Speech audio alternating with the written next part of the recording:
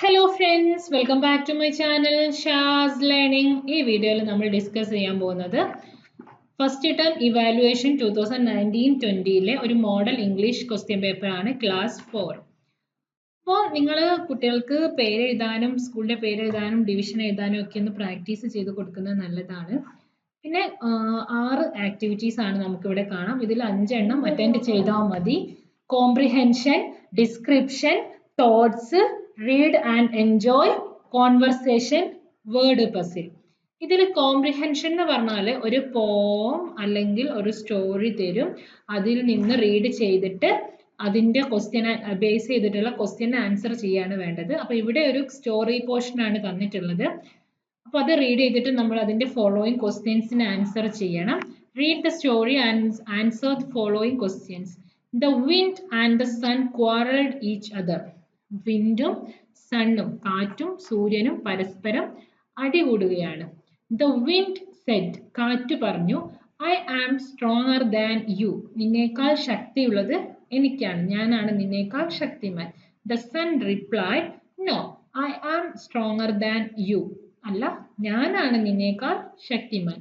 They saw a man walking along the road. അപ്പോഴാണ് അവർ കണ്ടത് ഒരു മനുഷ്യൻ റോഡിലൂടെ നടന്നു പോകുന്നത്. I can take off his coat. അവന്റെ കോട്ട് എടുത്തു മാറ്റാൻ എനിക്ക് സാധിക്കും. Said the wind. വിൻഡാണ് പറഞ്ഞത്. The wind blew and blew. കാറ്റ് നന്നായി വീശി. But he couldn't take off the man's coat. പക്ഷെ അത് മാന്റെ കോട്ട് എടുത്ത് മാറ്റാൻ അതിന് പറ്റിയില്ല. I can take off his coat, said the sun. അപ്പോൾ സണ്ണ് പറഞ്ഞു, എനിക്ക് അയാളുടെ കോട്ട് എടുത്ത് മാറ്റാൻ കഴിയും. And the sun shined bright. നല്ല ശക്തിയായിട്ട് സൂര്യനെ കത്തിജ്വലിച്ചു. The man felt hot. അയാൾക്ക് നന്നായിട്ട് ചൂട് അനുഭവപ്പെട്ടു. And took off his coat. അദ്ദേഹം കോട്ട് എടുത്തു മാറ്റി. അപ്പോൾ ഇതാണ് സ്റ്റോറി. സ്റ്റോറിനെ ബേസ് ചെയ്ത് ഒരു 5 ക്വസ്റ്റ്യൻസ് ആണ് തന്നിട്ടുള്ളത്. Who are the characters in the story? ആരൊക്കെയാണ്? The wind, the sun and the man. What did the wind do to take off the man's coat?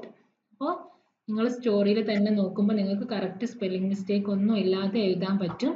എന്താ ചെയ്തത്? The wind blew and blew. The wind blew and blew. ഇതാണ് അതിൻ്റെ answer. കാറ്റ് എന്താ ചെയ്തത്? The wind blew and blew. അടുത്ത second question നോക്കാം.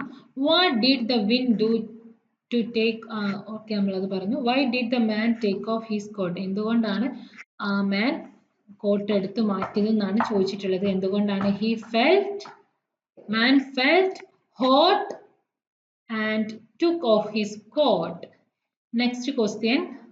Who is stronger? Who is stronger? ആരാണ്? The sun.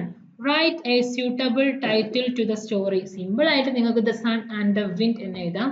അല്ലെങ്കിൽ എന്ത് എഴുതാം? നിങ്ങൾക്ക് നിങ്ങളുടേതായ ലോജിക്കിനനുസരിച്ച് നിങ്ങൾക്ക് എന്തോ ഒരു ഹെഡിങ്ങും ഇതിന് കൊടുക്കും. നെക്സ്റ്റ് ഒരു ഡിസ്ക്രിപ്ഷൻ ആണ്. നമ്മൾ ഒരുപാട് പിക്ചർ ഡിസ്ക്രിപ്ഷൻ ഒക്കെ ക്ലാസ് ഒന്ന് discuss ചെയ്യാറുള്ളതാണ്.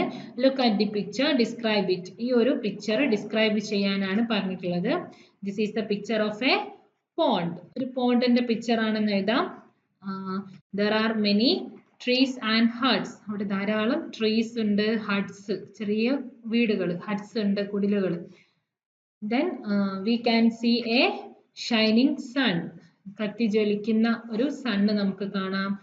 There are clouds in the sky. There are flying birds. Many birds are flying in the sky. There is a tortoise and there is a fish. There are many bushes and grasses. അപ്പോൾ ഇതിലൊക്കെ നിങ്ങൾ ശ്രദ്ധിക്കേണ്ടത് ഒന്നാമത് അവിടെയുള്ള പിന്നെ ഈ girl. There is a girl in her boat. ഒരു ബോട്ടിൽ ഒരു പെൺകുട്ടി ഉണ്ട്. അത് നിങ്ങൾക്ക് എഴുതാം. ഇവിടെ നോക്കൂ, ടോർട്ടോയ്സ്. പിന്നെ ഇതിലുള്ള കാര്യങ്ങളൊക്കെ ഒന്ന് ഐഡന്റിഫൈ ചെയ്ത് എഴുതാം. ഒരു 5 സെന്റൻസ് മിനിമം എന്തായാലും എഴുതണം. ഒരു സെന്റൻസിന് ഒരു മാർക്ക് വെച്ച് തന്നാലും 5 സെന്റൻസ് എന്തായാലും എഴുതണം. പിന്നെ ഇതിൽ ഒന്നാണെങ്കിൽ ഈസ്, രണ്ടെണ്ണമാണെങ്കിൽ ആറ്, അങ്ങനെയുള്ള കാര്യങ്ങളൊക്കെ ഒന്ന് ശ്രദ്ധിക്കാം. അതൊക്കെയാണ് പിക്ചർ ഡിസ്ക്രിപ്ഷൻ എഴുതുമ്പോൾ മെയിൻ ആയിട്ടും ശ്രദ്ധിക്കേണ്ടത്. നെക്സ്റ്റ് തോട്ട്സ് എഴുതാനാണ്. Pingala's father saw his son working hard to make the seed sprout. ആ സീഡ് സ്പ്രൗട്ട് ചെയ്യാൻ വേണ്ടിയിട്ട് പിങ്കളയുടെ അച്ഛന് പിങ്കള നന്നായിട്ട് ഹാർഡ് വർക്ക് ചെയ്യുന്നത് ആ സീഡ് മുളയ്ക്കാൻ വേണ്ടിയിട്ട് നന്നായിട്ട് ഹാർഡ് വർക്ക് ചെയ്യുന്നത് കണ്ടിട്ടുണ്ട്. ഹി ഫെൽ സോറി ഫോർ പിങ്കള, അവനോട് സോറി കരുണ തോന്നി. All children were going to the palace with well-grown plans. He asked Pingala to go the palace with an empty pot and to tell the king that he tried his best. Pingala's father watched him going to the palace with the empty pot. He became worried and began to think about his child. Write the thoughts of Pingala's father. പിങ്കളയുടെ ഫാദറിന്റെ thoughts എഴുതാനാണ് പറഞ്ഞിട്ടുള്ളത്. ഇപ്പൊ ഇതിൽ നമുക്ക് പിന്നെ പിങ്കളയുടെ thoughts നമ്മൾ എഴുതിയിട്ടുണ്ട്.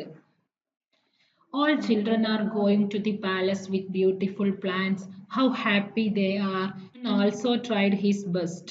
How could they grow such lovely plants? My son also tried his best, but nothing happened. Oh God, he is so sad. What is the reaction of king when he saw my son and his empty pot? There is no use of my son hard work. God, please make my son happy. ഇങ്ങനെയൊക്കെ അദ്ദേഹം ചിന്തിച്ചിട്ടുണ്ടാവും. നിങ്ങൾക്ക് തോന്നുന്ന രീതിയിൽ എഴുതാം. Next activity 4, read and enjoy. Grandma brought a tasty dish.